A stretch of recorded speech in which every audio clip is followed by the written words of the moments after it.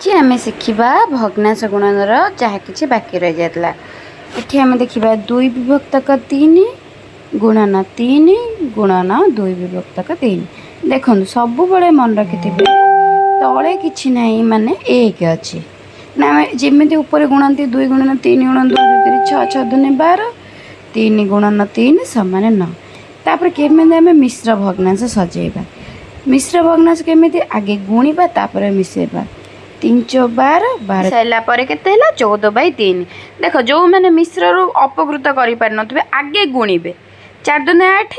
8 2 मिसले 11 11 विभक्तक 4 मुझे सब कही क्या कट हर को लभ कट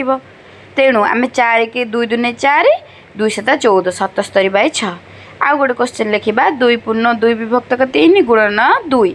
प्रथम आम मिश्र भग्नांश अपकृत करवा 3 दूने 6 6 2 मिसले के 8 विभक्त 3 गुणन 2 मुझे तुमको कही तले कि ना मैंने के लिखा 1 8 दूने 16 16/3 बुझीगला तापर 2 पूर्ण 2 विभक्तक 4 गुणन 1 विभक्तक 2 इक्वल टू आगे सब बड़े मिश्र को आम अपकृत करवा